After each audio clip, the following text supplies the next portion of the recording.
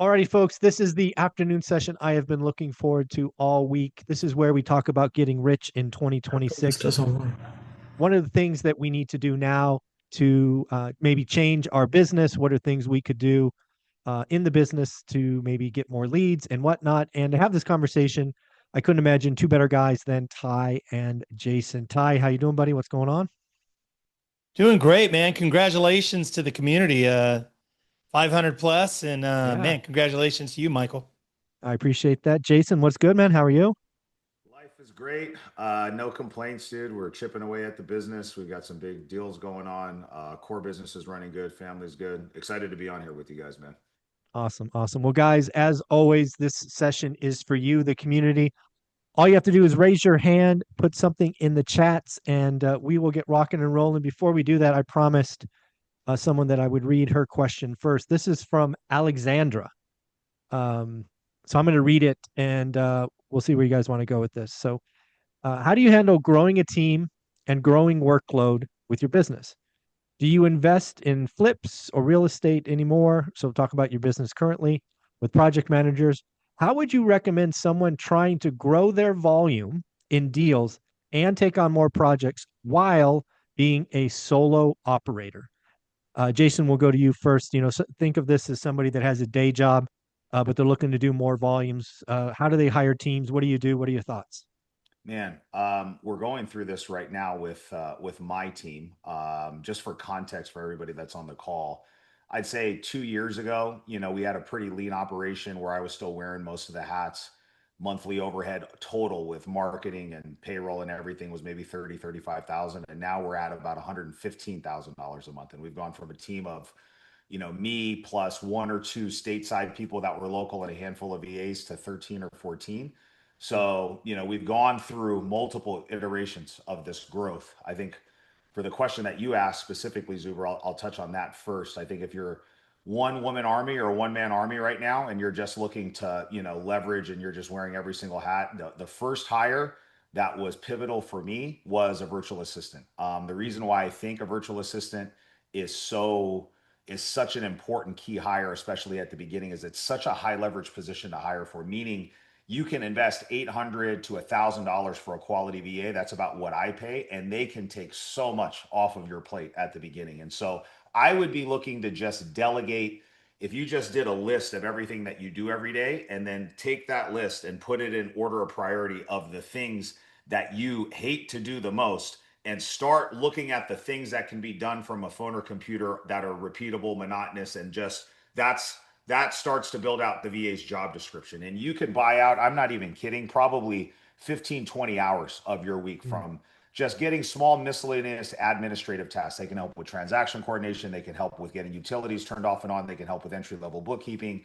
They can help with managing your emails. I mean, there's so much stuff that you get bogged down as you're growing initially that, that's for 800 to $1,000. That's the hire that I would shoot for. And then to take it one step further, once you've got that part dialed in, then you want to supplement whatever you're not good at that a VA can't do. So, like, I was great at the sales piece of it. So for me, that sales was the last thing that I was going to hand off because it was just, I was good at it. I liked it. And it was such a, like, if I didn't go out and close the deal, I didn't want to put the pressure on somebody that I didn't trust to go out and leave 30, 40, $50,000 on the table. So then I hired an operations slash project manager, somebody to help with construction because I didn't like doing the flips. I wasn't really great at it. And I didn't like all of them being on site and doing that stuff, and then start rolling from there. So that's what really worked well for me at the beginning. Very cool. Ty, anything to add to all of that? Yeah, I think too, just seasons that I've scaled up, scaled down. Right now I'm very lean and mean. Same, just like what Jason said, VAs. I've got one VA who's probably been with me 13, 14 years from back when I was doing bank foreclosure stuff. The guy was like BPOs, like a BPO mill guy. And so today he does all my data, all my call lists, skip tracing. And like Jason said, 15, 20 hours a week minimum. I haven't touched a DocuSign. I haven't touched a contract or a form. I send him a little snippet thing of what I need. But I will say in this market shifting, now that we're kind of in a lull, I think kind of, and again, I love, what everything you do, Michael, with the news and really understanding where we're at in a cycle with 4 million plus or minus resell existing homes. I know that we're going to begin to grow. And so I am looking to hire more boots on the ground, put together a small sales team, a couple of, what I would call like team agents really that can go out, make offers, do acquisition work, make cash offers, walk projects, walk properties, but also who are licensed. And I'm a licensed broker also. So I wear both hats. I do take listings. And so, somebody who can also just kind of be, the way I look at it is the legs and arms of our business, and they can do the windshield time, drive, go see and such. So, scale, I think right now this is a good market to consider and be thinking about, scaling up for sure. Yeah, and I forgot to say that Alexandra's not only very busy, but she's also going to law school. I saw that. She's That's she's impressive. she's doing a lot of stuff. So it's funny when I think about scaling up and all of this. She's already doing an amazing job. I think one of the things sometimes type A personalities, which I'm going to assume she is, you have to give yourself some grace. Yeah. You are doing a lot. You are doing amazing things, and your season will come. You can't. What's the old saying about you can't have nine ladies pregnant for 1 month and have a kid, right? It takes time, right? It takes 9 months. It's not something you can divide up. So, again, I would tell you to give yourself some grace. I see a lot of people, including myself. I would kind of grind on the fact that I wrote 50 offers or 70 offers and I didn't get anything, and it's a numbers game, right? It will come. So that's important. The other thing I want to talk about with both of you is I do think the season is changing, right? I know both of you are very active, and both of you probably have been tracking pre-foreclosures and things of that nature for a while, but the average investor has not. And we're starting to see NODs tick up. We're starting to see FHA garbage be foreclosed on finally. So Ty, we'll go to you first this time. Talk about how you've adapted or will be adapting your business to kind of farm in that, what will be a growing pool probably. Yeah, we track the notice of default, notice of trustee sales, and here in Northern California, and then also the REOs, the ones that actually go back to the bank. I actually, of all things, I just closed a deal with JP Morgan Chase, where I was the list broker, an old contact.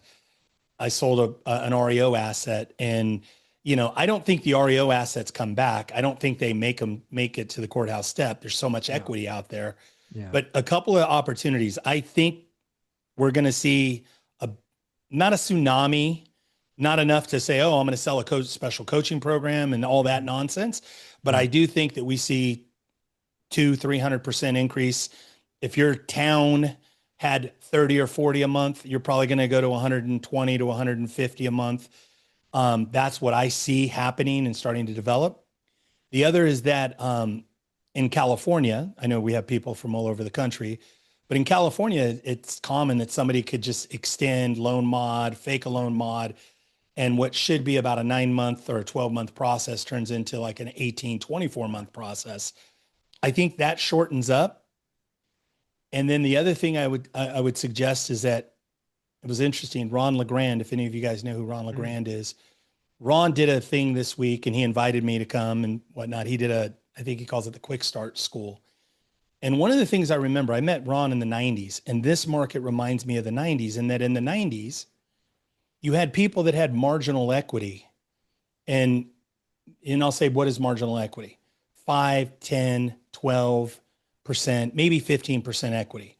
So if you take a traditional real estate transaction where they're listing, selling, commissions, closing costs, maybe a price reduction, maybe a credit for termite and roof or pest or inspection stuff, there's really not a lot of meat on the bone because the market softened up. Those FHA, those VA, those 5%, 10% buyers who bought in the last 3 or 4 years.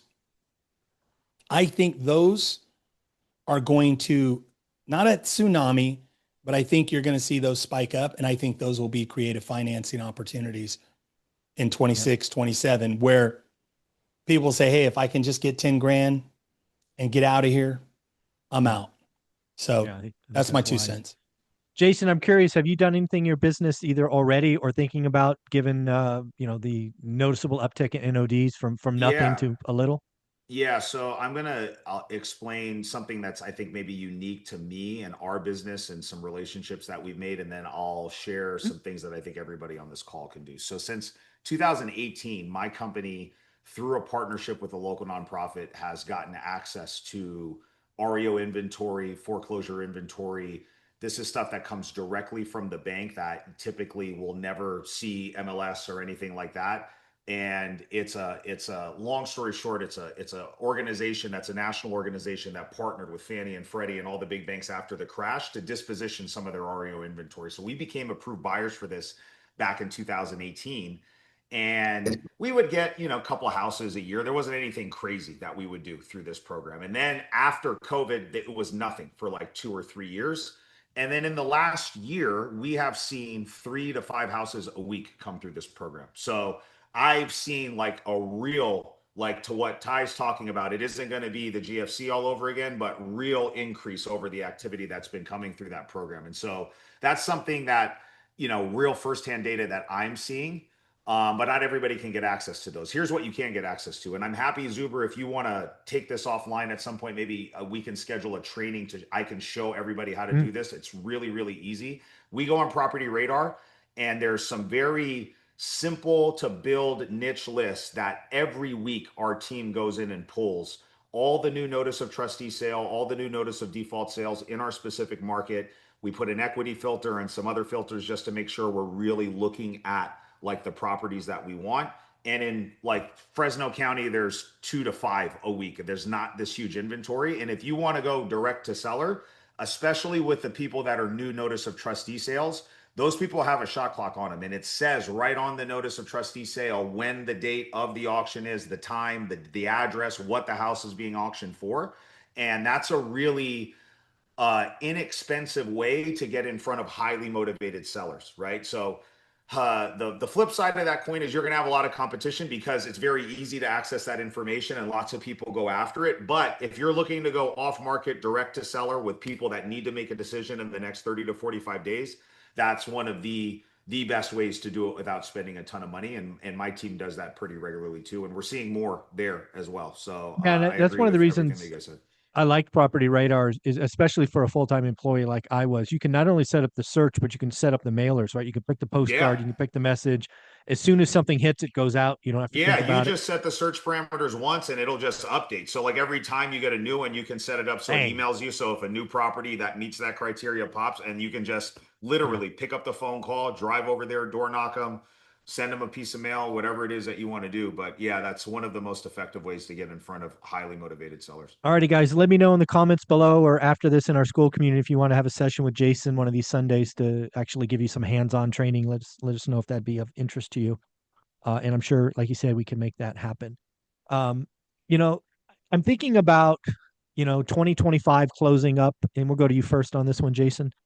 I'd love for you to kind of step back and kind of do a self-assessment on 2025 for you and your business first, then look out at 2026, and then maybe just think about the community of real estate investors. Because I think in general, real estate was tough in 25, especially if you're an agent, a broker, transactions are down.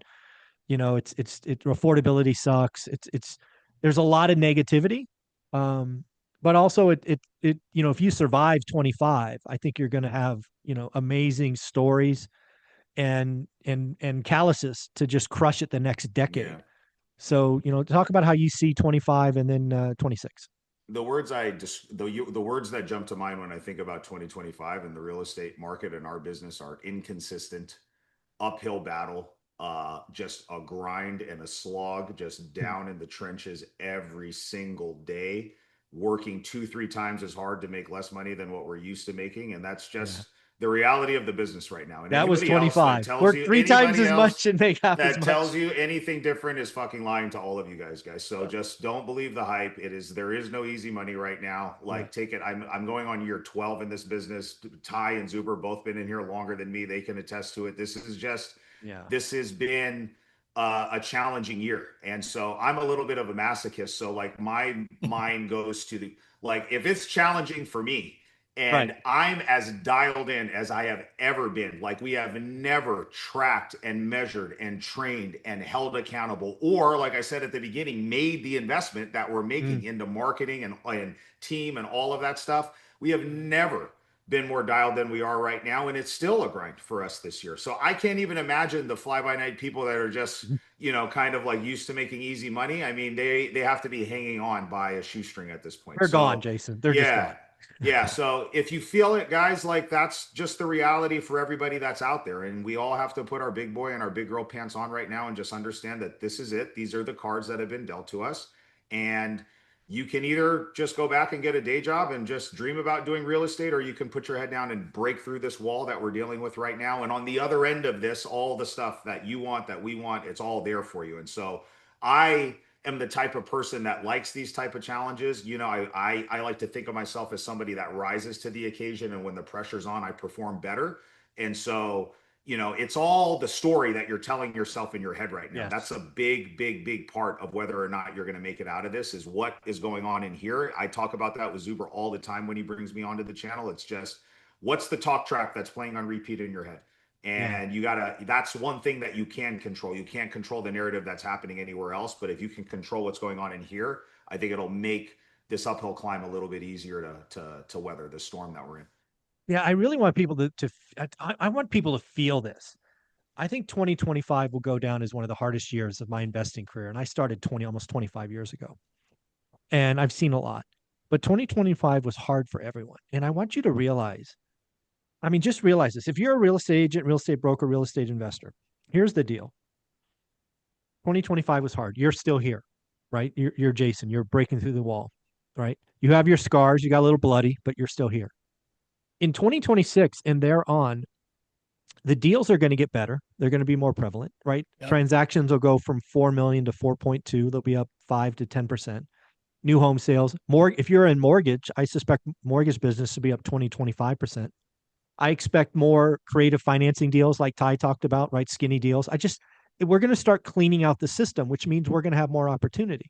And I want you to realize everything you've done this year, even though like you might feel like you made no progress, you're still breathing. You're still in the business. You're still alive. And about more than half your competition's no longer here. So if I'm right, in business goes up just 10% next year, but 60% of the people are gone, you're going to eat like you're at a freaking Vegas buffet. Yep.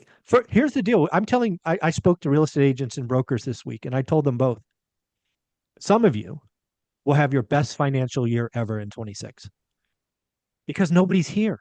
Yep. You'll be picking up the pieces. So I want people to realize that. Ty, you and I have been through a lot. You and I invested before, during, and after the GFC, right? Jason's been doing this about 12 years, so just missed the GFC and the party that was. But we've been on the front and the back side of a massive correction before. What say you as you wrap up 25 and get ready for 26?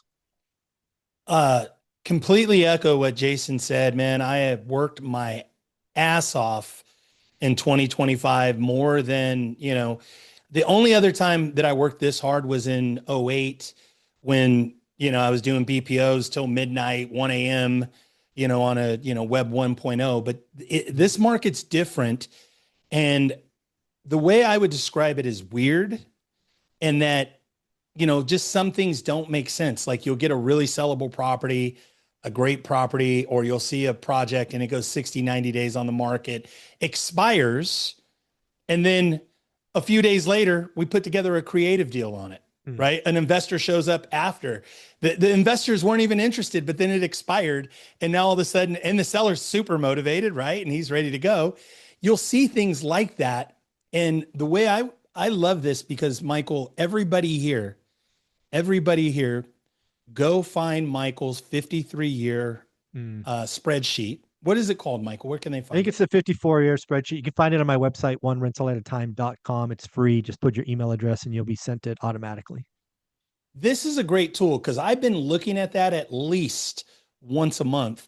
And what I can see is a pattern. We're in this trough, and Michael's been talking about it, but you have a lot of things you're talking about in the daily news.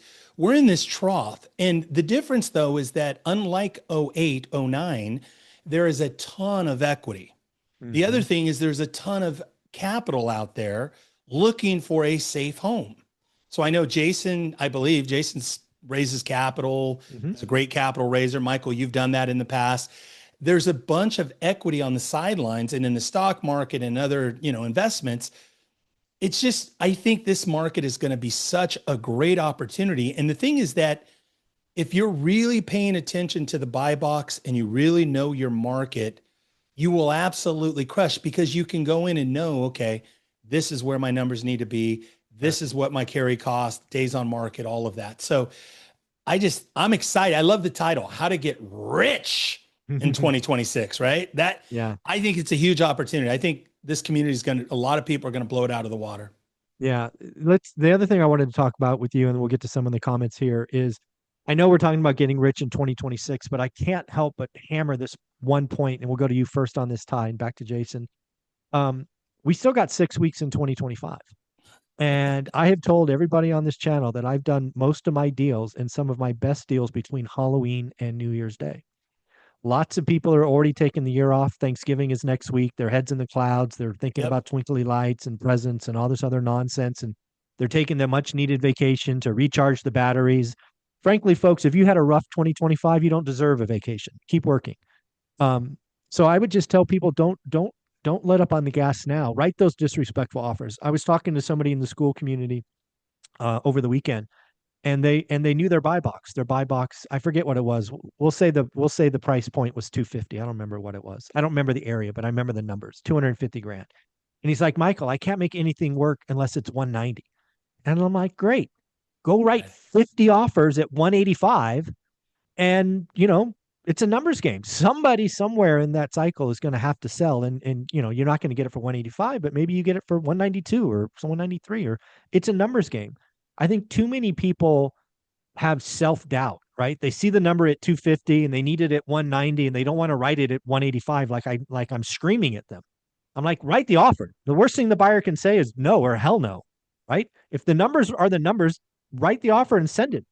You don't realize that buyers make the deal, not sellers. I know we're all spoiled. I know it's been a seller's market for way too long, but we are in a buyer's market. And if we have a buyer's market between Halloween and New Year's Day, go nuts. Write as many offers as you can that work for you. What do you think of that, Ty?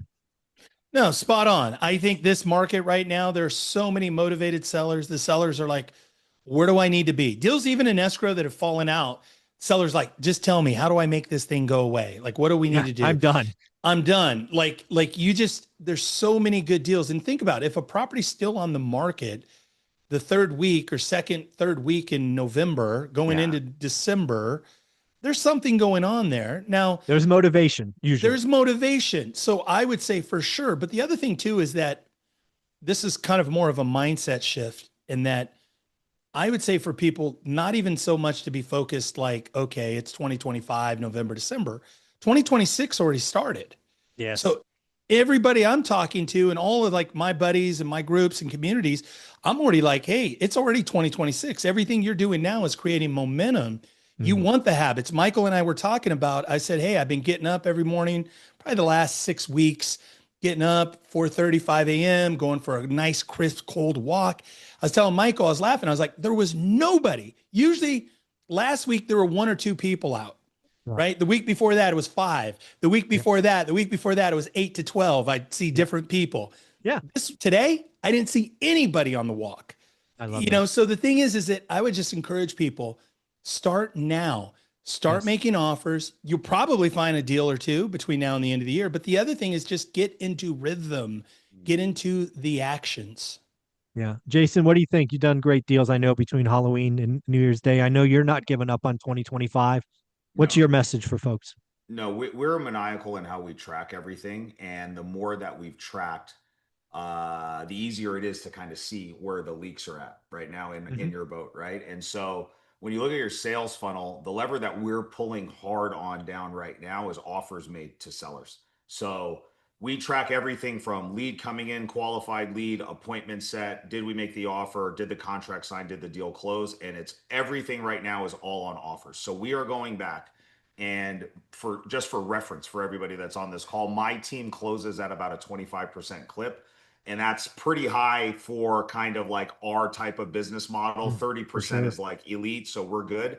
But just as a frame of reference, like we do this all day, every day. All we do is eat, sleep, and breathe this, and we're only closing 1 in 4, guys. So Mhm. if you're not making offers, like you're not even in the game, you're just on the sideline participating. And so everybody here that's struggling, I would really encourage you to have a target for the amount of offers that you want to make every single week, and then use that as the baseline to track over, let's call it a quarter. That's probably the smallest sample size to get you an actual conversion ratio that makes sense. And then you'll see, okay, all right, every week I need to make at least, call it 5 offers. That's 20 offers a month.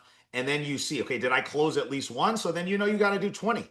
And then what that does is over time, if you stay consistent, that ratio should compress a little bit. You don't need to make 20. Maybe it's 18, maybe it's 15, and you'll just get better. But it's such an easy metric to track and manage, and most people just don't do it consistently enough because of all the things that you talked about, the doubt, Yeah. or they're worried about what the sellers are going to say, and you just can't care about any of that stuff. Your numbers are your numbers.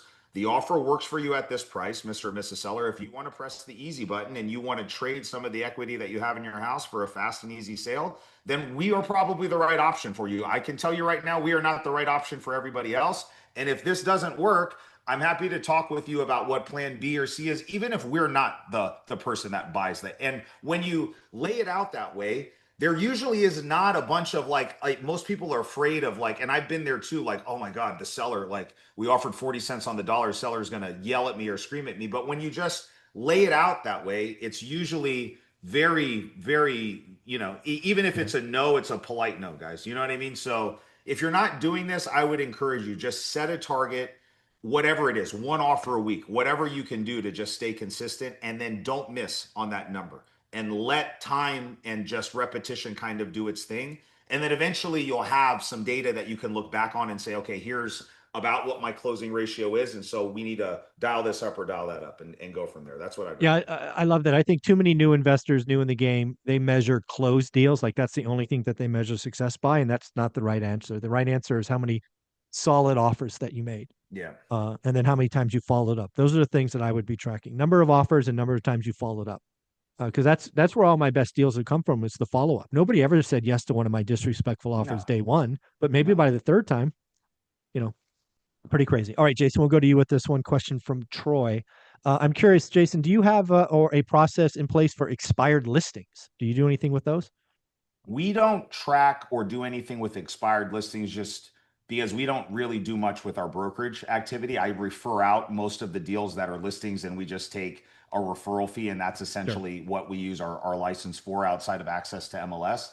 I think, and Ty can speak to this probably too. I've always kind of seen expires work well as ways for agents to drum up business on the retail side. I haven't seen anybody, and I'm around a lot of people that do the investing side, that target expired specifically and they churn out a lot of Mm. investment deals. Now, they very well could be because they've listed it forever, so they've had whatever, 6 months on the market. They're not getting anything expired, so there could be some inherent motivation there.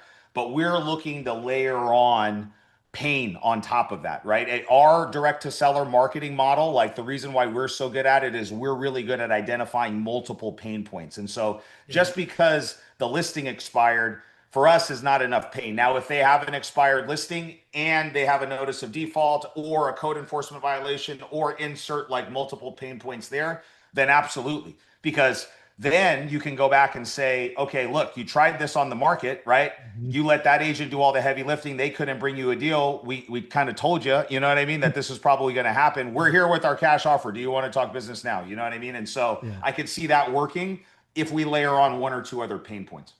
Love that. Ty, you do anything with expired listings either now or in the past? It's so funny because I just was on a Zoom and I was talking about that expireds are going to be a big uptick. So for sure, like I think right now I have not, and I'll tell you, in a good, healthy market, in a low inventory market, most of the expires we've had over the last, call it 3 or 4 years, 5 years, have been because more of the sellers are knuckleheads, or Mm. the agent was, maybe sometimes the agent, a little bit of malpractice, but mostly the seller, respectfully, they're kind of disagreeable out to or think lunch. they're Yeah. out to lunch. What's changed is that exactly what Jason said is that kind of I told you so, that they've they looked at a cash offer, and here's what really changed my mind. I talked to two different leads that were in our leads that VAs talked to, that I was doing some lead follow up. Hey, let me get on here, call. And the lady goes, "Oh, well, when it came off the market," and she started saying that, I'm like, "What?" And I'm looking, I'm like, "This wasn't an expired." And I looked at the notes and I look it up, expired listing, two of them this week.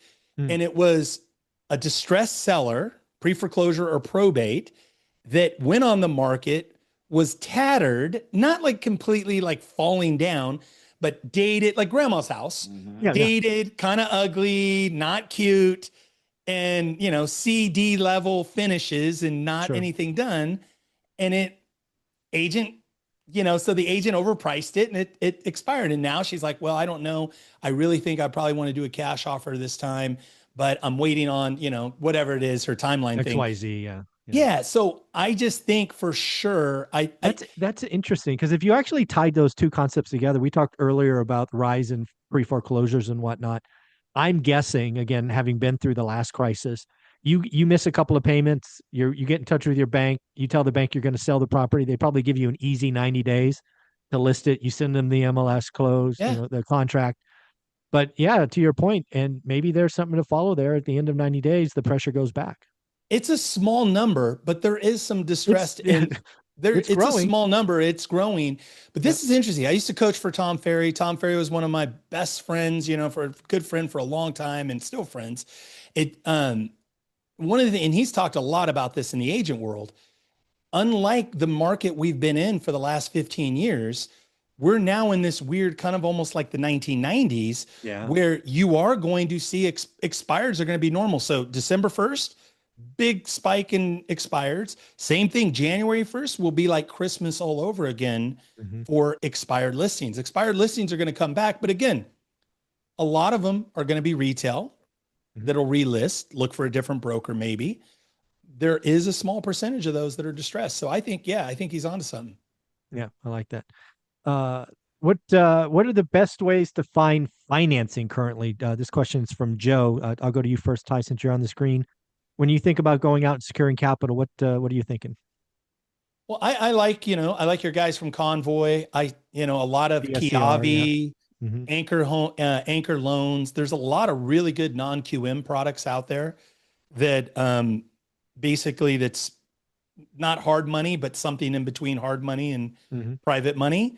Yep. So, Kiavi, we've done a lot with Kiavi this year, and we like them. I have not done anything with Convoy, but I know that they're doing a lot of those non-QM. And then I also think too, just smart friends and family money. If you have relationships and people that want to participate, I think, raising a little bit of private capital, if you know what you're doing and you're not learning on somebody else's dime, I think that there's definitely opportunities to go out there and maybe do some cap raising if you're a good operator and you have experience. Yeah, the other thing I was saying on financing is, again, in this environment, especially if you add in the end of year pressure, you never forget seller financing.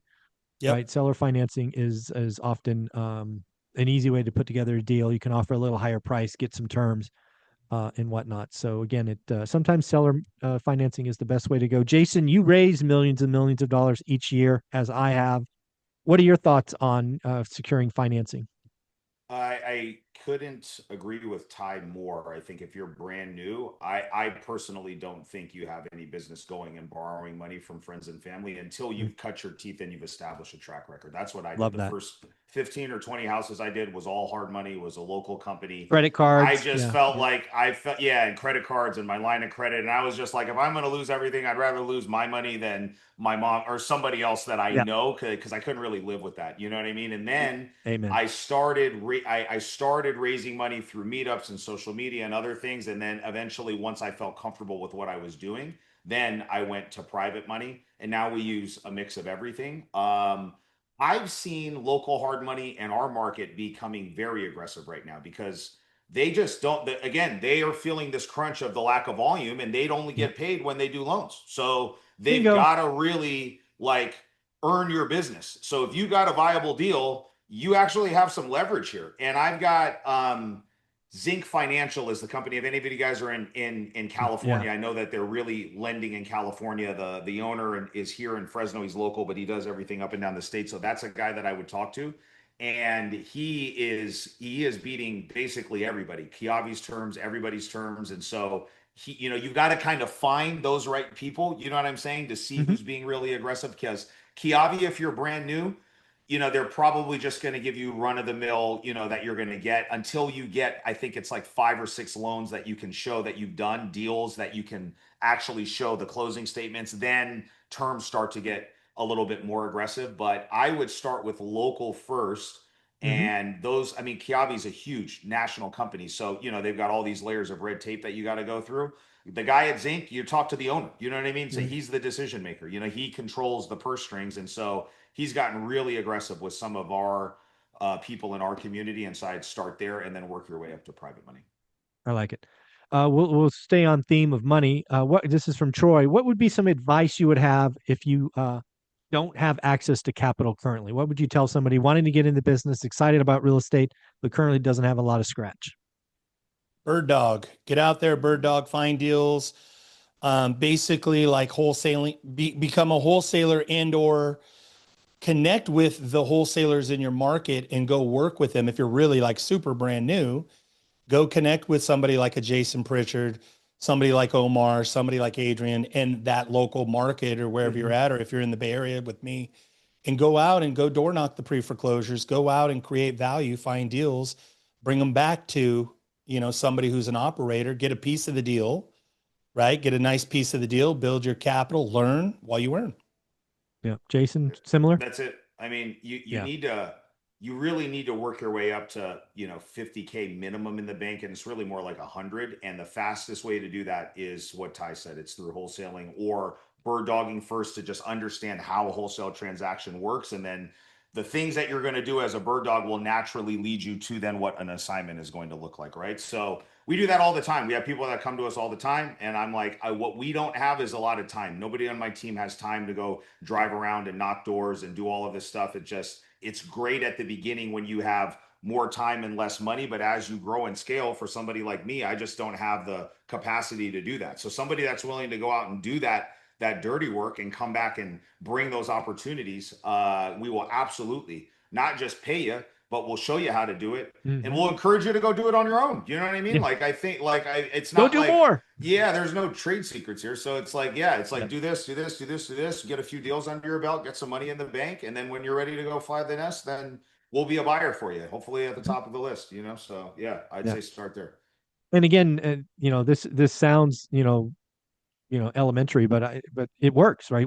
I know people in Fresno, in the Central Valley, who started this way and now are doing their own things, right? So it works.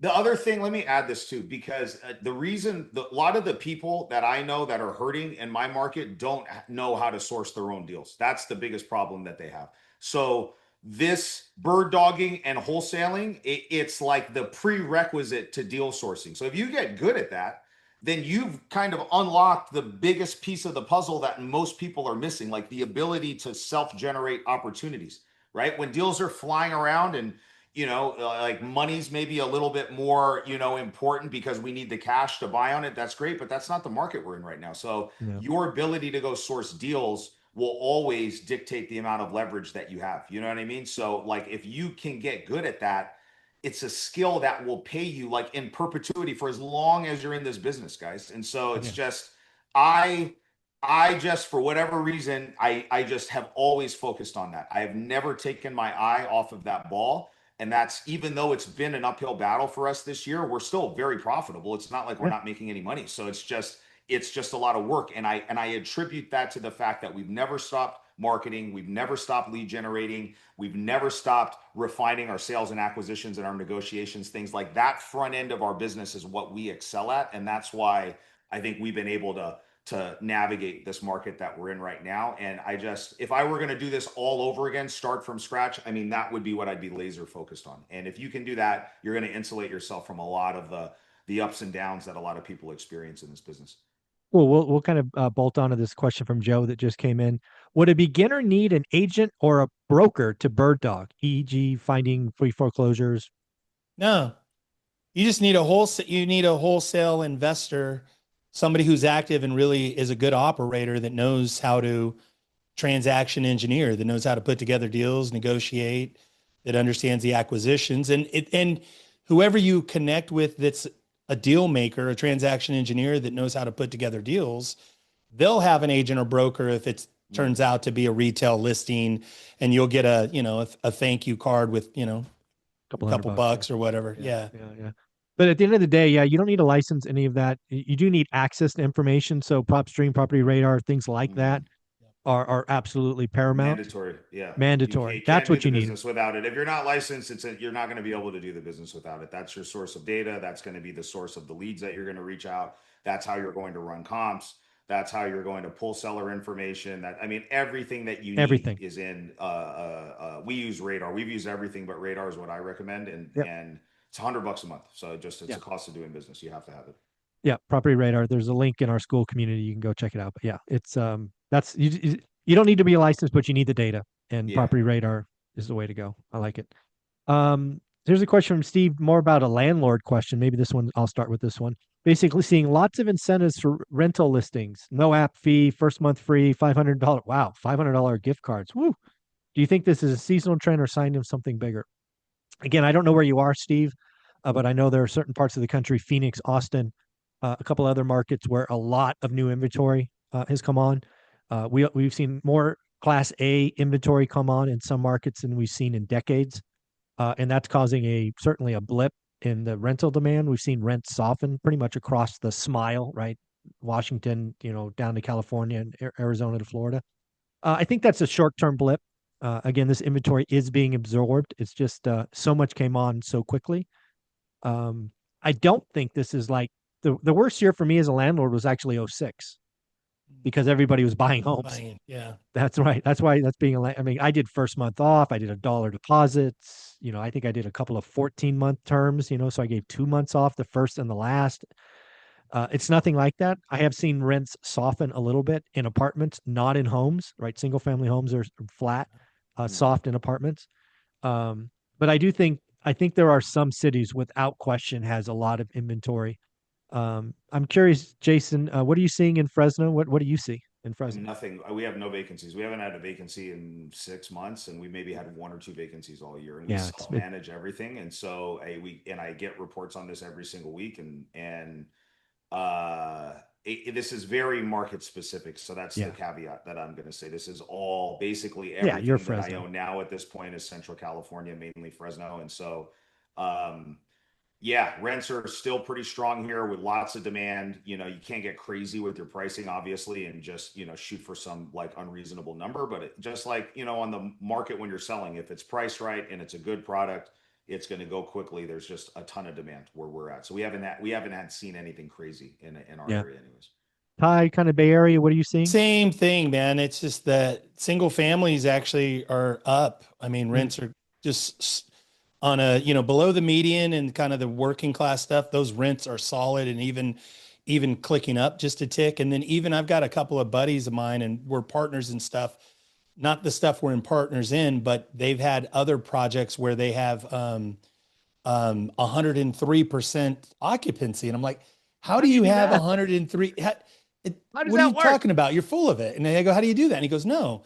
He goes, the person was supposed to move out at the end of the month. They left, 2 weeks early. And so there wasn't much to do, shampoo the carpets, and we got a new tenant in. There you go. So I'm like, oh, wow. Okay. That makes sense. So, this is a guy that operates ADUs in Alameda County. And there you go.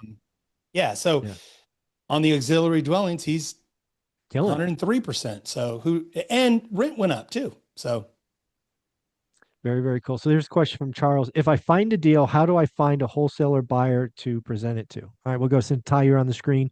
Let's just say, so what would you do? That's the question. If you find a deal, how do you find a wholesaler or a buyer? This is a great question. So get to your local meetups, get to your real estate investor network. I'd be interested in putting in the chat where you're at and what part of the country. I would love to hear that. But what I would say is that you want to get this is amazing, the virtual communities, right? So there's people from all over the country.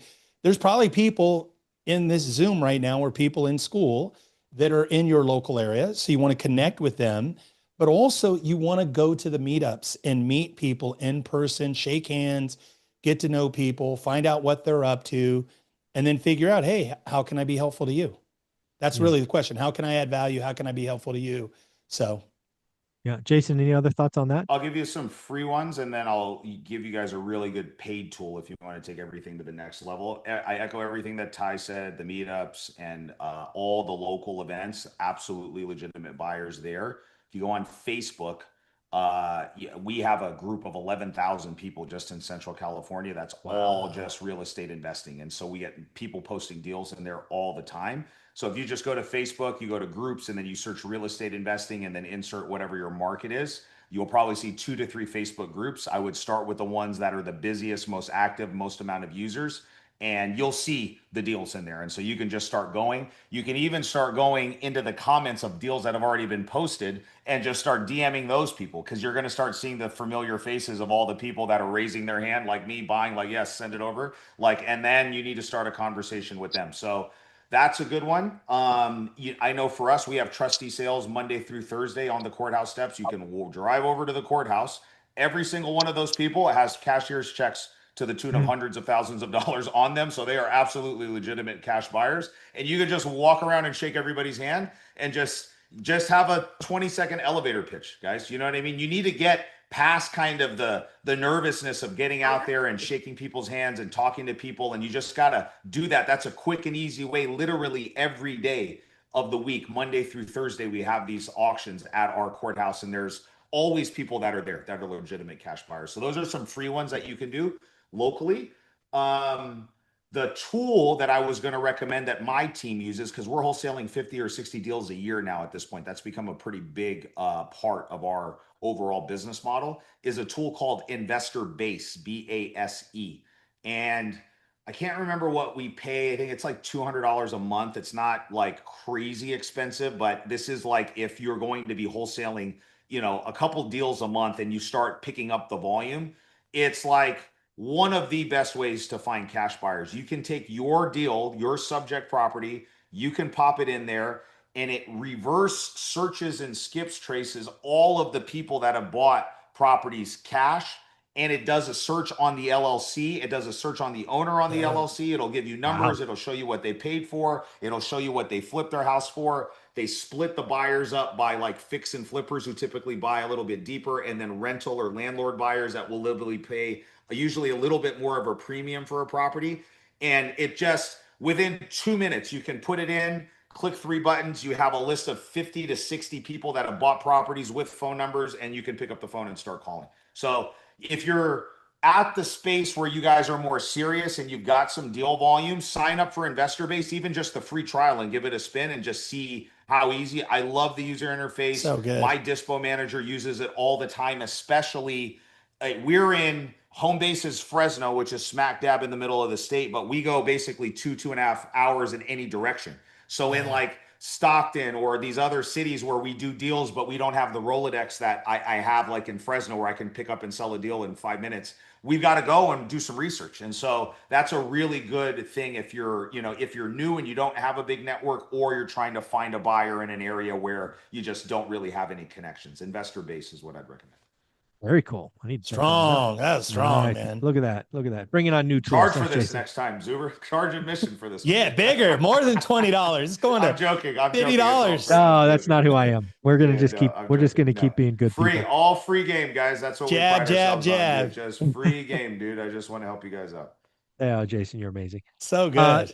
yeah. So, Jason, we'll go to you on this one first, and then Ty, if we need to. What are the partners do you need to close your first seller finance deal?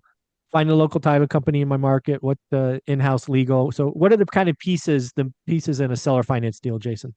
For us, we're doing one right now, and we've done, not a ton, but more than most people out here. You need a seller that's open to the idea of doing seller finance. That's A number one. number You're not one. going to do it Yeah. without that, right? So it's Yeah. just, again, a Amen. line always goes back to finding a deal. Everything that we talk back is like, Always. have you found the deal, right? So you want a seller, and the profile of the sellers that typically do the seller finance for us, they're usually older in age. They usually have properties that are free and clear. They usually have been in and around real estate, and they speak the seller finance language, because before of all this DSCR and hard money and all these, that stuff didn't exist back in the day, dude. Yeah. So In it's the like, 80s, they're this very is how they familiar. used Yeah. to do this stuff, dude. Like when, Yeah. Zuber and Ty were my age, this is how they used to do Yeah, all of this stuff exactly. back in the day, guys. So it's like, Exactly. that's it. So I when think you, he called when us you bring, old, Ty. yeah, when you bring up the idea of carrying paper or selling a note or doing that Yeah. stuff, like using that jargon, you can usually see the light bulb go off with Yep. the seller as soon as you present it to them, because they get it. So you can almost reverse engineer the data that you're marketing to create the avatar of that seller. You can put an age, you can put free and clear, you can put that they've owned the property for a long time, you can put that they're a landlord, then you can market to that list. And then we just present that option along with the cash option. And like Zuber said, you can usually give them a little bit more money because you don't have to pay the points. You don't have to pay all the juice that you're going to pay Kiavi or the hard money lender. We're doing a seller finance deal right now in Bakersfield at 4%. And the guy's a private money lender for a living, and he offered 4% to us. So it's just, the terms are so much more favorable. So you need that. And we have a note that we like to use that we've just done over time, but you can just have your title, because your escrow officer will do it for you. Like, it's just part of the fees. You don't, if you really want an attorney to review everything and do it, and you want to just like triple check everything, you can pay an attorney to just review everything and make sure that you're good. But we usually run all the paperwork on our 3-page contract, 1-page seller finance addendum. Title does everything, and then that's it. So you really just need a seller, honestly. Yeah. So let's break down the typical things that will be in the seller finance agreement. Interest rate, term, is it fully amortized? Is it a 10-year balloon? What's the payment or what's the penalty for late payments will be in there? That's really about it, right? Yeah. That's Yeah, it. Yeah. down payment if you're going to put a down Yeah, payment. down payment, of course. Yeah, that'll be in the contract. Yeah. Yeah. And then all the other terms that you would normally do regarding the deal itself, right? Yeah, So that's this all in is the just contract. really just the Yeah. amendment that we have just spells out the note, and then you have your contract. So I mean, it's pretty straightforward, guys. This is not.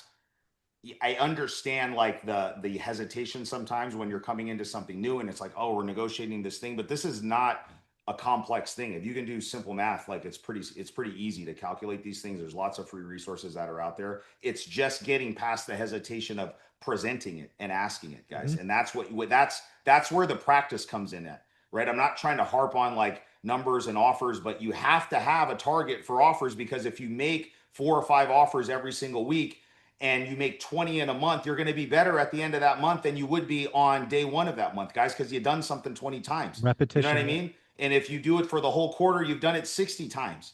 So you're going to have more confidence when you're in front of that seller. And all of it is your ability to transfer confidence to that seller when you're sitting in that living room. They're trusting you with the biggest financial transaction that they have. And if you're there shaking like a leaf and you've never done this before, and that's the very first time that you've done it and you're extending you're not going to get them to sign anything. So you've got to have done this a bunch of times, and you really do have to believe with what you're doing and transfer that confidence to that seller when you're there doing it. Otherwise, your closing ratio is going to be down there in the dumps.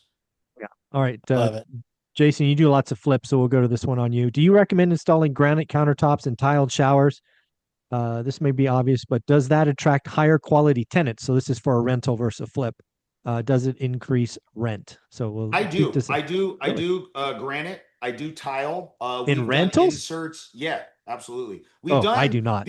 yeah, because here's my take on it. Okay. Yep. You can go to Quartz? Stone Yard and you Yep. can get a cheap slab of granite for like 99 bucks a slab prefabricated. Yeah, I mean, the remnant or cost whatever, to yeah. do Formica or something else is so minimal Mhm. that I don't really see that you're going to see some huge cost savings, especially if it's just a simple kitchen and a rental, right? Yeah, if they're small, that's true. So, and we've done like laminate throughout, and we've done inserts in bathrooms, and no matter like whether it says it's waterproof and how durable it's always going to come up, guys. It just is. Yeah. And that insert is going to get gross, and the insert's going to be hard to clean, and I'm talking about those fiberglass inserts that you buy in like 1 or 2 pieces from Home Depot, and then the guys just pop it in. Like on paper, yes, it's cheaper, but I don't know if I'm slow. Can you guys hear me on my end? Am I Yep, coming through you're good. slow or no? No, Okay, you're No, good. you're good.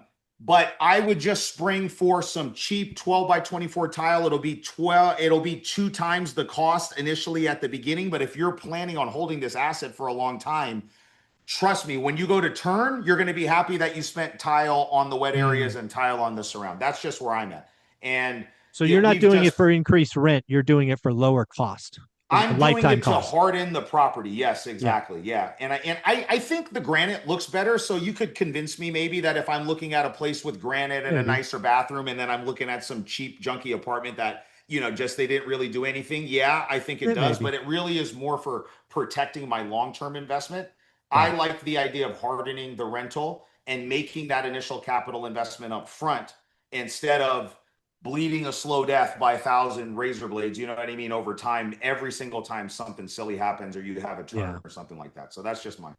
No, I like it. Yeah. The inserts are a gotcha, especially at turns times. Yeah. Absolutely.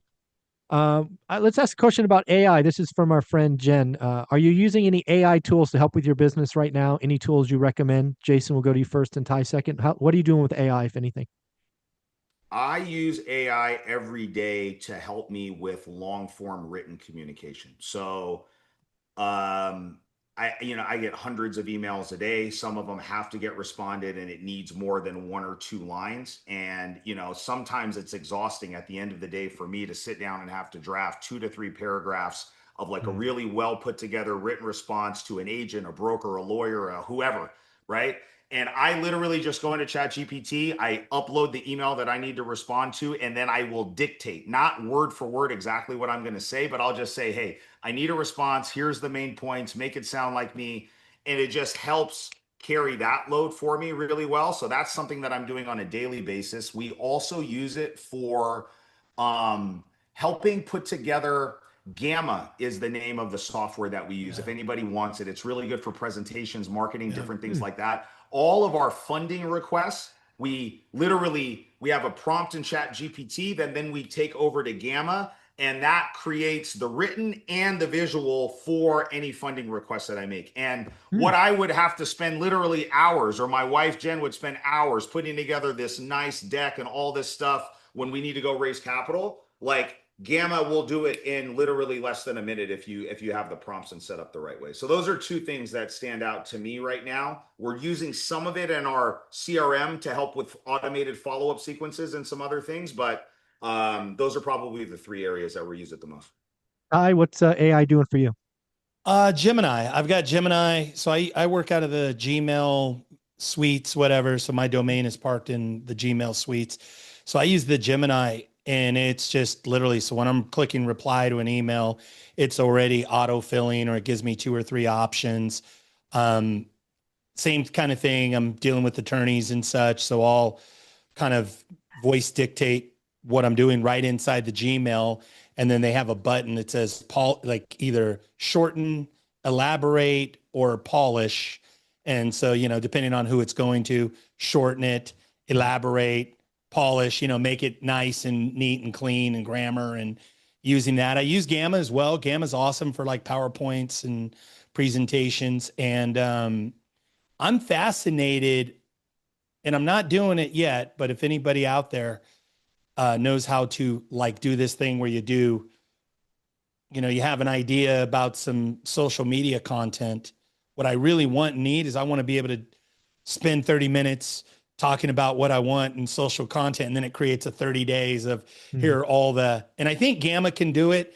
I'm not sure, but if anybody knows, please, let's connect, and I'll help you with real estate and you help me with my social media AI, please.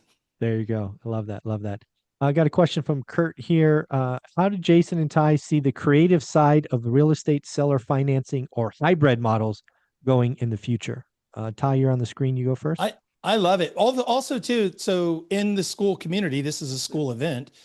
I recorded something like 2 or 3 years ago for Michael, and you guys all have access to it. And it's probably like 8 hours of me just explaining And then I go through the California Association of Realtors, the state contract, and then how to add an addendum, what kind of language you want in there.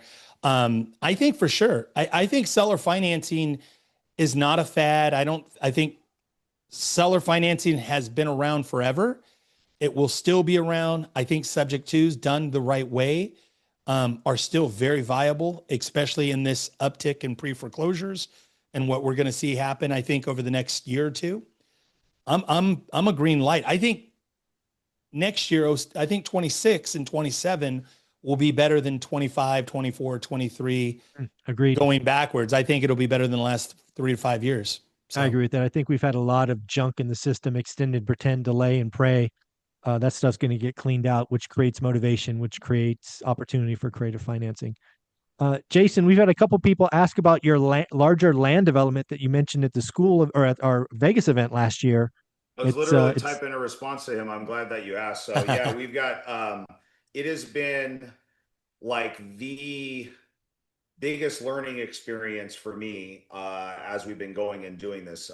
So where we're at right now is we expect to go in front of the city council for Bakersfield on December the 19th to get our parcel map approved, which is a big milestone for us because that unlocks a significant amount of value.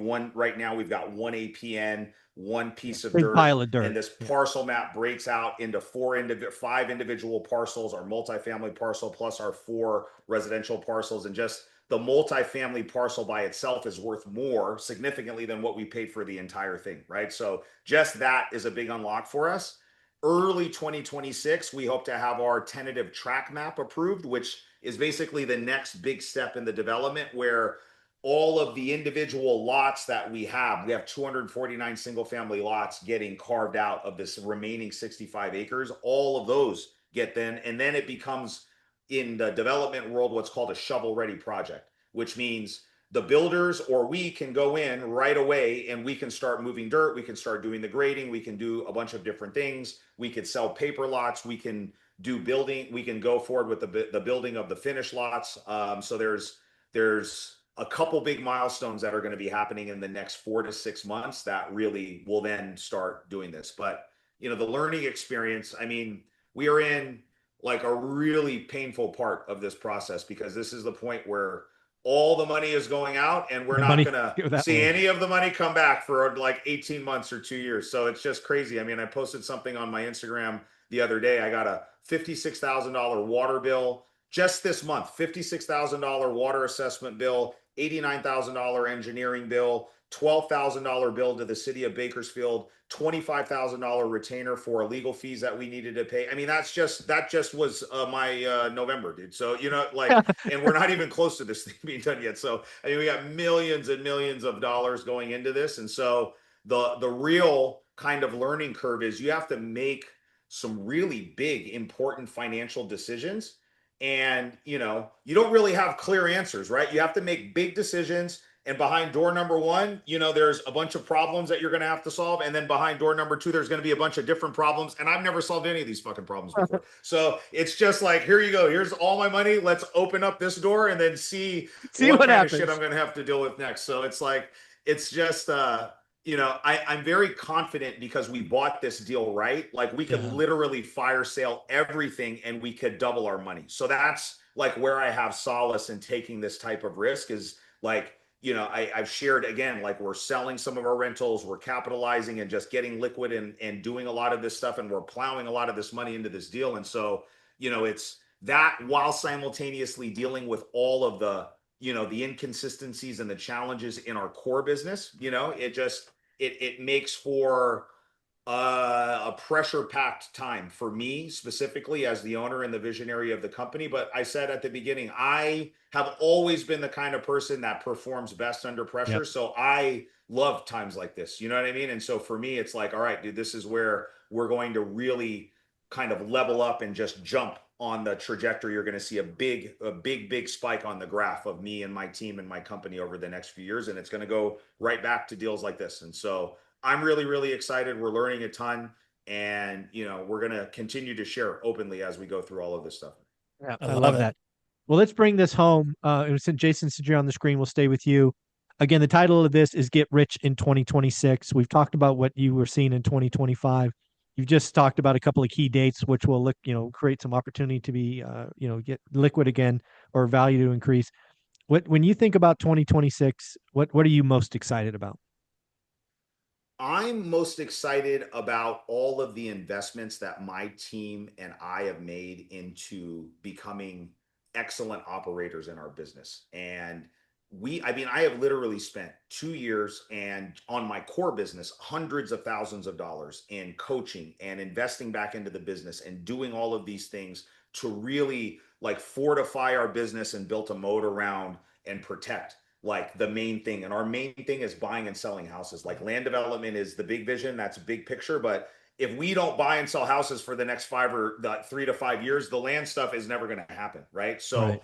I'm so focused on just being the very, very best that we can be at finding distressed properties, buying them right, turning around and either assigning them to other buyers or us taking them down and selling them. Like that's it. I'm excited about that. I'm excited about getting in the trenches. I'm excited about the challenges that we've been experiencing because I know that it's weeding everybody out and I'm not going anywhere. So for me, like the only way I'm going somewhere is if I'm dead. That's it. So like that's only over my dead body is the only way that this is not happening for me. So I love times like this. I do really feel like there is some light at the end of the tunnel. And it's just For been sure. proven to me, guys, over and over and over again that when I feel like a lot of the challenges and the obstacles, all of this stuff, the big breakthrough is always on the other side of that. So when you're feeling pressure like that, you can either retract or you can lean into it. That's what it's always been proven to me. And I've just conditioned myself to lean into this type of stuff because you're going to have to break through one way or another. It just doesn't matter. They're like not breaking through is not an option. So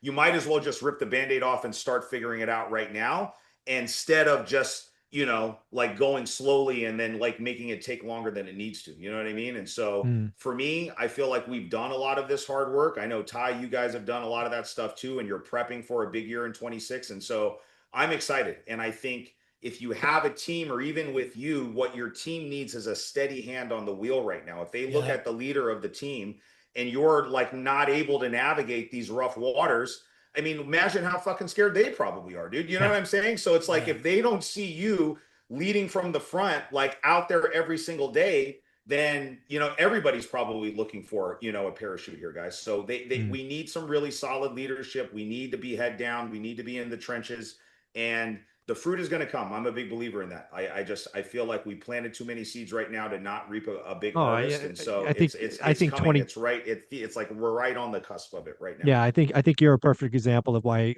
I was trying to communicate earlier that 2026 is going to be the best year for lots of people, because again, you've never stopped, right? You've never stopped marketing, you never stopped training, you lean in, you invest, and I don't, this is just outside looking in, dude. Half your competition's gone, and half of the other half competition that's here fucking sucks. So exactly. So I was just gonna say if that I can't win, what does that say about me, guys? You know what I'm saying? So it's like if half the people are gone and the people that are here are just barely hanging on, if we can't clean up in 2026, then something is wrong with me. Yeah, I'm going to take you off Mount Rushmore if you don't clean up in 2026, man. Come on. So good, man. Jason is such a breath of fresh air. And I loved you, dude. When you did the interview with Brett Daniels, and even today, I am so glad you're here. I got so much out of this. I just want to say something too, that from your interview with Brent, Jason, and then something you talk a lot about, Michael, and it's very present to me, and probably my biggest takeaway from today that's kind of lingering is delayed gratification. Delayed gratification. And I didn't realize that in the midst of 2025, I'm working 3, 4, 5 times harder, 1/3 the results in terms of, like the play and the, whatever. And it's like, it's just like, this is the opportunity. Everybody else is quitting. Everybody else is on the sidelines. Like Jason said, everybody else sucks, so it's just staying in the game and being, like for me, it's like, put your head down, keep going, keep working, keep delayed gratification. It's all coming. And the thing too, is that like, man, think about what Jason, you said this with Brent, and Michael, you talked about this, where can you go 6, 9, 12, 18, 24 months, 36 months, where you're working your ass off and And but you're so focused on what you want and who you want to become. And then you wake up and you go, oh, I'm a multimillionaire. Mm. Oh, I got all this equity. Oh, look at this great business I've built. Oh, and then, so just I think the delayed gratification is missing in our economy. Speaking of gratification, I've got to run because I got to get my boys to jiu-jitsu at 5:30. This has been great. Jason, dude, so much energy. Michael, thank you. School community. Can't wait to see you guys again. I got to bounce. Love you guys. Thank you. I'm good. Uh, I'm good, Zuber. So if you want to go a little bit longer, I'm fine. If All anybody right, else cool. I has can go to questions. 5:30, so we got 20 Yeah. minutes. I appreciate it. Thanks, Ty. Yeah. Jason, we got a question came in that I wasn't sure we get to, so thank you for this.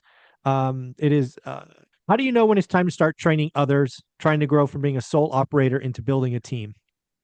How do you know when That's you a do good that? question. You need to let your business dictate that. I think if your business can dictate it financially, and here's what I mean by that, your business has to be profitable enough to the point where it can pay you, it can it can still generate enough cash to have the operating capital that you need. I would say minimum of 6 months reserve. So just take whatever it means to run your business, whatever that number is, multiply it by 6, bare minimum. 12 is better. You need to have that amount of cash sitting in your bank liquid. That becomes like the new red line, right? So that's like the Mhm. new zero in your account. And then if your business can actually afford to do those things, then you then have the opportunity and the permission to go in and start training other people. I think people get ahead of themselves and they start bringing people into a boat that is frankly like a halfway sinking ship as it is, because you got so many damn holes in the business that like you want to bring somebody on to delegate, but you don't even really know how to do the business the right way at first, right? And Mhm. so that's why I start with most people can afford $800 to $1,000 for a VA. All right. Yep. And you can start there and you can go multiple VAs at the beginning, because you can use somebody that's really good in operations and admin to help with the tedious, monotonous stuff. And then you can get somebody that's maybe more sales based that can help with lead generation. Right. And so I would set some hard financial guidelines to say, in order for us to be able to do this, we need to be doing certain amount of deals, certain amount of revenue. We need to have certain amount of cash in the bank. And Yeah, once we hit those milestones, I and like we got to that. get in the weeds to kind of figure out what that is for everybody individually. But like those are the metrics you kind of need to let the business grow and mature enough before you start doing that. I'm only saying this because I've scaled too fast multiple times in my business, and I've had to go scale up, then let go of everybody, basically come back down, start from scratch again, build up Yeah. again, and then do that cycle 2 or 3 times. And it's because my business was not mature enough and I wanted to grow faster than my financial capacity would allow me to do. You know what I mean? And so Hmm. you just have to be really disciplined right now. So don't be in a hurry. Don't do Yeah, not don't be that in a hurry. And that can be hard for somebody like me to not be in a hurry, because I move at mhm. one speed and that's full speed. I'm So I'm you got to be glad you brought that careful. up because I do think there's a lot of folks that are in a rush to quote unquote build a big business, Yeah. being more than a solopreneur. And I would tell you there's nothing wrong with being a solopreneur. I think that will be you can do a lot of amazing things. You're not the stress level's not as high. You don't have overhead. You don't, there's a lot. I think a lot of people just, like they don't feel like they're doing it if Yeah. they're not they don't have a Yeah. business. They don't have I team mean, the members. reality is we had 3 months this year where we lost money. We had 3 months that were just over break even. And then the rest of the year were solid months. But the mental roller coaster that you go through when you have a month where you lose 60, $70,000 and you got to Hmm. pay everybody's payroll, you got to write the marketing check, you got to spend the $115,000. That's not an easy thing to deal with, guys. And so Yeah. I'm so desensitized to the money now at this point, but it's taken me a long time to get to a space where I have the wherewithal to write the check month in and month out, Yep. regardless of whatever it's performing. So it takes some time to get acclimated to this, and I equate it to like a mountain climber getting into a new elevation. Like Mm. before you climb Mount Everest, they have these base camps at Yep. certain places I like it. intentionally because your body needs to get acclimated to what this new elevation is like. And if Mm. you just try to climb it all straight without, you're going to kill yourself. You're going to Yep. kill your business. So you Love that. have to be really methodical with the way you do this. And, for Lynn does investing, I get it. I'm in a hurry too. And you can learn this the easy way by taking advice, or you can learn it the hard way, which is losing a lot of money, which is I have done, guys. And that can be really, really painful. And you can have really difficult conversations with people that you love and that you trust and that have been there Yeah. with you. And that's not fun. And so just a little bit more slow and steady. The turtle wins the race in the long Turtle in the wins the long race, man. in the I've long I've run, learned guys. that after 30 years. Yeah. A lot of people have come Be into the this and tortoise. You want to be be the the tortoise. tortoise, not the hare, guys. Yeah, I've seen lots of people be the hare. They look impressive and then they go poof. I guess, Jason, how do you manage your rental side? You've talked about land, you've talked about flipping, finding deals, but how do you manage the rental side? We have one VA who's a rock star. That's been my most senior VA. For sake of reference, she's the highest paid VA. She gets paid $10 an hour. So that's and 10 she's bucks an balling. hour. Yeah, like Wow. in the Philippines, balling, sending me pictures of her apartment, sending me pictures of her car, like all the stuff. Does very, very well over there. She basically does 90% of all of the tedious administrative work, right? So if we have a rental that's getting ready to come up that we're getting ready to market, she gets all of the pictures. She works with the property management software to get it distributed out to all the places. She fields all the initial inquiries. She screens those inquiries. She gathers all of the necessary documents. She sets up showings with our maintenance person. So we've got one full-time VA, one full-time maintenance person, and then I've got my COO Cade that kind of manages them. But before he was there, it was either me or Jen kind of managing these processes, right? So start with the VA to help with all the tedious stuff, and then you're not going to have a portfolio big enough to warrant like a full-time maintenance person, so you have a handyman that you work with Yeah. or a contractor, and that's basically it, right? But the VA does all of that dirty work and provides us like a full put together rental package with an application, a background screening, an application fee, all of the supporting documents for their employers, and then I make a decision after they've seen it on who do I want to put in there. And you just use it. We use Appfolio for property management. If you don't have enough rentals to qualify for Appfolio, then you can use like a Hemlane, which is what we used to use, or a Yardi, which is what we used to use. Those are two really good ones that I'd recommend for people that are starting out. And I would not collect cash payments. I wouldn't take checks. I would just subscribe, even if you've got one door, to like a Hemlane and just eat the Collect, yeah. cost of whatever that is and get your tenants trained from the beginning. And I mean, in a Amen. good way, like you only submit your payment here. You only submit your maintenance request here. You only communicate with us here. Because God forbid you got to go to Yeah. court and there's an eviction.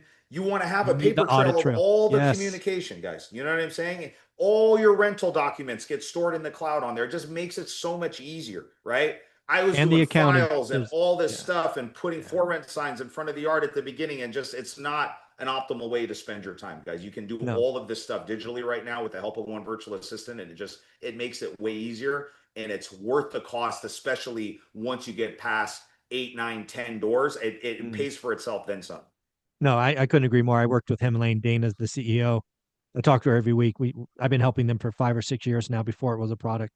And yeah, just the audit trail, the going to court, all the data there. Now they're doing accounting, right? It's just all in one place. Yeah. It's just makes a total sense. Yeah, the Um, accounting, I think somebody's asking about the accounting part of it. All the bookkeeping is done, at all is least on there. all the ones that we have, guys. Yeah. So when they do their payments, you can link up your bank account so your mortgage payment can get deducted, the rent can come in, you can like account for all your expenses, and you get a nice clean P&L at the end of the month or the end of the year. So Yeah, so we did talk about Property Radar earlier. This video will be posted, so I'll download this and post it, so you'll get access to the parts that you missed. It's in there. But Property Radar is the tool of choice for Jason, myself, and Ty. It ties into mailers. It's especially for full-time employees, it's the best solution I've seen.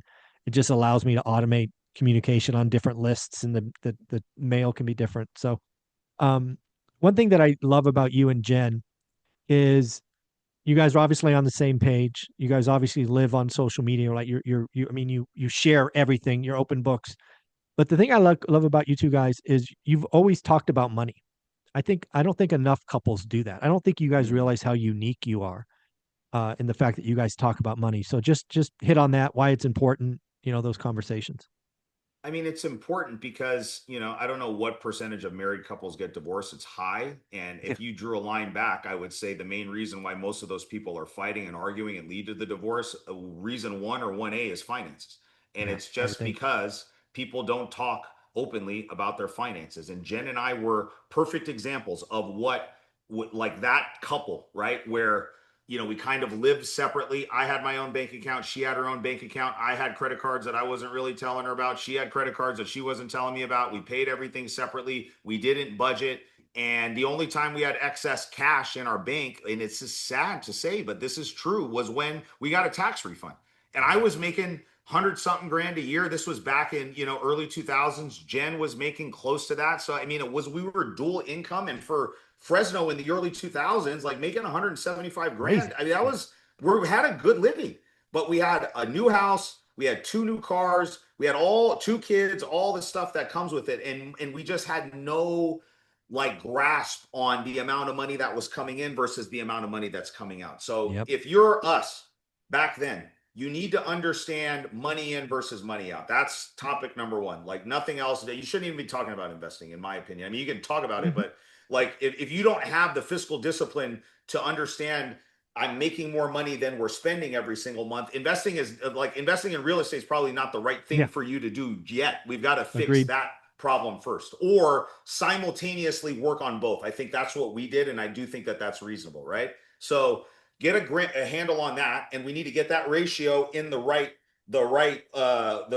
need to get those things right. We need to be in the green. We need to have excess capital that's coming in, and then we need to get, Ty used the word delay gratification, we need to get really disciplined. Yes. Okay, once we've got that ratio right, money out, we need to start whacking away at everything that we can that's not necessary. And we were like super frugal with everything for the first 5 or 6 years, up until the point where I had 50 rentals. I think I've shared this story. I never paid myself $1. We had flipped probably 75, 80 houses and had acquired like almost 50 doors. And that was when I first did any distribution out from my real estate company to me. And it was like a $4,200 check.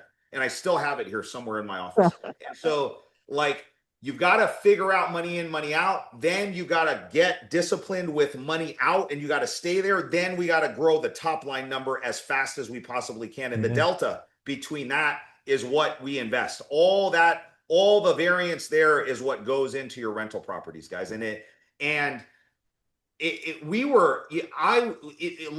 is going to create a lot of tension. Frankly, I think at the beginning, if you haven't done this, and if you guys aren't aligned from the beginning, it's going to create some difficult conversations, and you have to be willing to go through some of those growing pains at the beginning to get to this point here, right? And, there's just, I don't think it's feasible, for a married couple, a husband and wife or whoever, like two people that are married. I just don't think it's feasible to find success as real estate investing if they don't have their personal finances in order. I can't see it working, because even if they do well on the real estate side, these bad habits are going to seep through, and that's going to start chipping away at that foundation. And you'll see that money go very quickly. And you're seeing a lot of it happen now with people that just, on a surface level feel like they've got it all together, but it's built on a very wobbly foundation. It's a house of cards.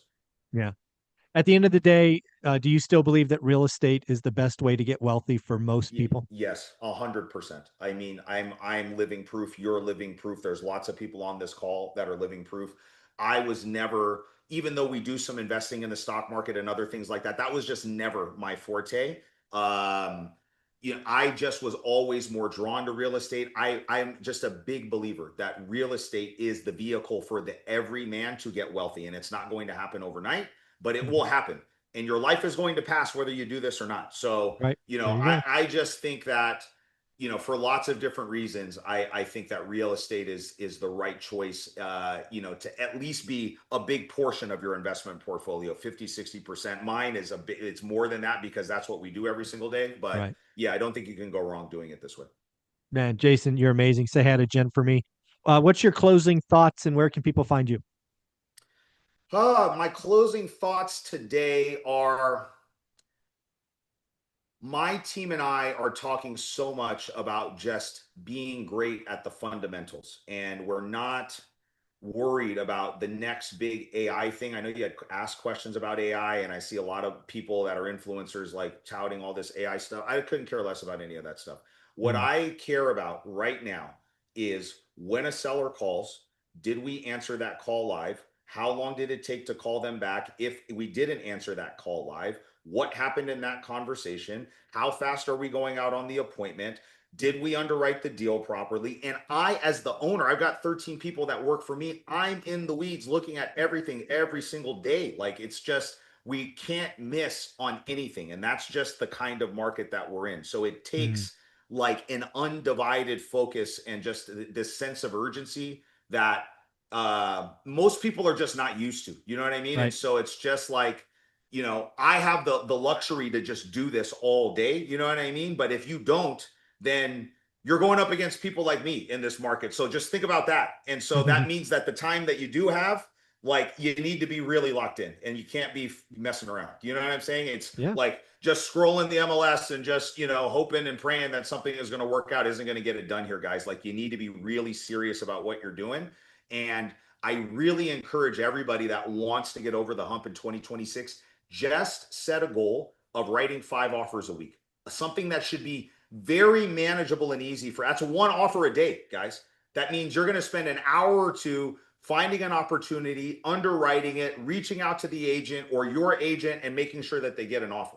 And just do that every single day and you have 20 offers a week. And it'll probably take you at the beginning 40 to 60 offers to get a contract. So it'll be a quarter for you to get a signed deal, right? But it would be amazing to me that if any of you on this call legitimately write 60 offers, okay, and you can show me proof that you wrote 60 offers, right?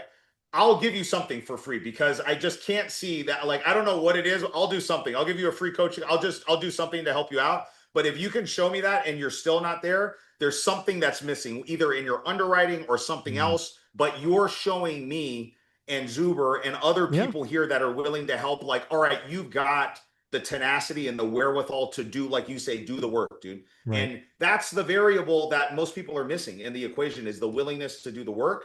And that's what we're doubling down on with my team. It's not fancy stuff. It's not AI. It's like, what's the fundamental stuff that got us here, that's never going to go out of style. We're focusing on being the absolute best that we can be at that. And I think if you take that and apply it towards your business, I think you'll be successful in 26. And where can they find you? Jason Pritchard on Instagram and Facebook. That's where I'm most active, guys. You're welcome to reach out, send a DM. I get lots of communication from the One Rental at a Time community. I'm happy to help and be a resource to you guys if I can be.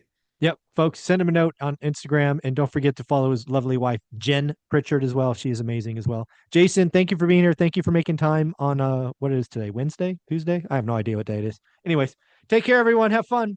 Peace. See you guys.